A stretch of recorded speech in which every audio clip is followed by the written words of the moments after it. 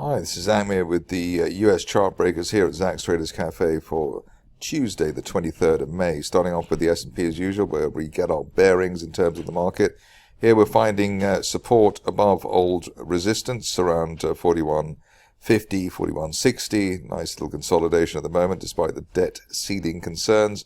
Above 4150, still looking for as high as 4300 as soon as the end of next month. In fact, 4320 now, the top of that rising trend channel from October. On the downside, 4150, and then risking down to 4085 at the 50-day line as a worst case scenario. But hopefully, even if we head down there again, it will only be for a short time. On to the stocks, and personal favorite is coming up next, C3AI, largely because of the AI factor there. And here you can see that we've got a nice bull flag breakout in the making here. 50 and 200-day moving averages now both rising, and above old support on the way down, at resistance on the way down rather, at $25. We're looking for $36 as soon as the end of next month, which is the top of that rising trend channel from back in January. The other plus points the other plus point as far as the charting action here is that we had a gap down back in April and a gap higher for this month, which is a bear trap island reversal, one of the stronger signals that you can have in charting. So let's see if we can get a decent breakthrough, $28 as it looks like we'll have, and get up to 36 by the end of next month, or perhaps even sooner. Lots of repeats in this sequence today, which is good news because it normally means that the charting is working. Here we've got Farfetch, which has appeared here in the recent past. Here we've got the shares celebrating the unfilled gap to the upside through the 50-day moving average, found support at old resistance, March-April resistance around the $5 level, and we're looking for $6.50 over the next couple of weeks at the 200-day moving average, and also at the top of that broadening triangle from back in February. Moving on to another regular or frequent flyer, I think we can call it. Here's Fuelcell Energy, and here you can see that the shares gapped up and broke that resistance line there from March, and that was around the $2 area. Above that, we're looking for the top of that falling trend channel from last year, as high as $3.60 as soon as the end of next month. If you're cautious, you wait for an end-of-day close back above the 50-day moving average, the blue line there, around the $2.45 level. But the upside certainly valid while we're above the $2 area and the top of the gap that we had at the beginning of this month. Moving along to Grab, and here we can see that the shares have managed to give us a bear trap rebound from below the old April support, so narrowly breaking that. We rebroken a line of resistance there from January, with a rising trend channel from back in September. Top of the channel there heading for $4.20, and we're looking for that by the end of next month. If you're cautious, wait for an end-of-day close back above the 200-day line around $3.10 before assuming $4.20. And the other plus point is that even though we went slightly lower on this May dip, the RSI uptrend line remains in place, and we had a higher RSI bounce. So that is called bullish divergence and accompanied with that bear trap. So all good news there. Another bear trap situation is coming in the form of Hepion, and here you can see that we had nasty pullback below the 200-day moving average, and basically just testing the old December support there around $6.50 area.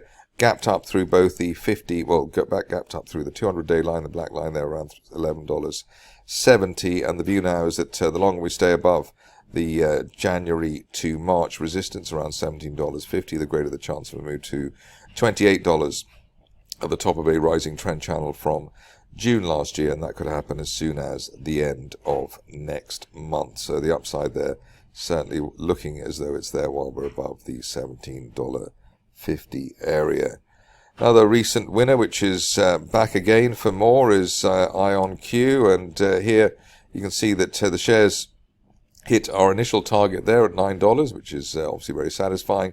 Looks as though they've got enough gas in the tank to head up to $12 at a resistance line projection from as long ago as April last year, and hopefully we'll see that over the next couple of weeks, and maybe then we could upgrade our target there. But the shares doing well after after that gap higher above the 50-day line when we were down at $5 at the beginning of this month.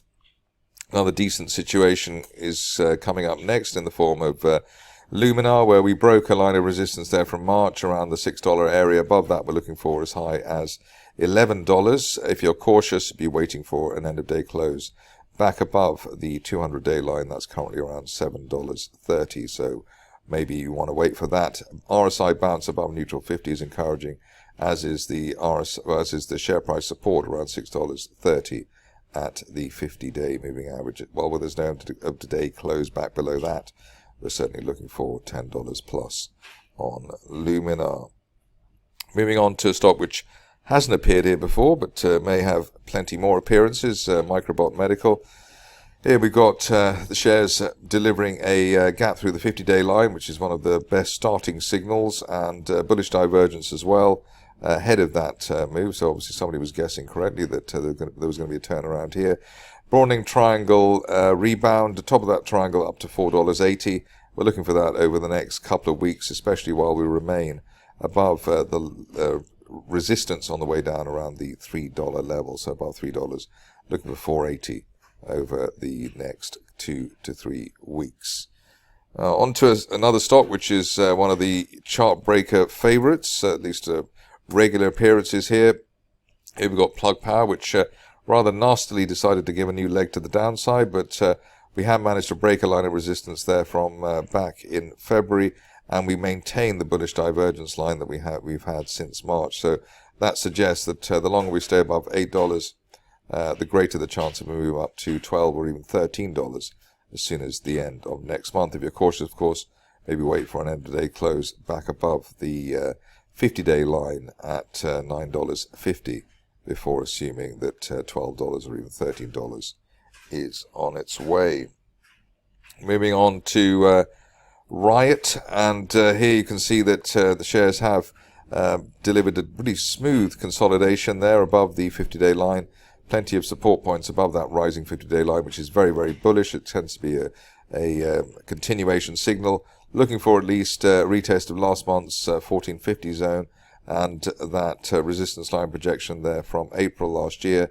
Above that, as high as $20 over the next 1 to 2 months. But let's see if the shares can at least retest that $14 plus area, which it looks as though they will do after the extended consolidation. And look at all those multiple bounces off neutral RSI 50. That really is very impressive indeed. So let's see if we do have that big breakout coming in quite soon.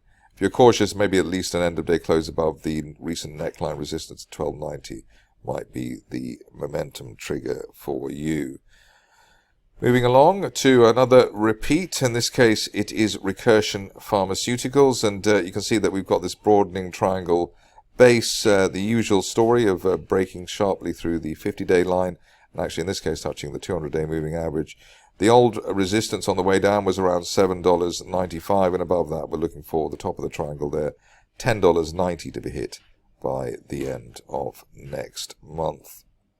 Just a few stocks to go now. First one is SoundHound, and SoundHound AI, in fact, so you can work out why it's bounced back over the recent past. We had that peak back around the $4.90 area back at the beginning of the year, but it looks like we're ready to take off again.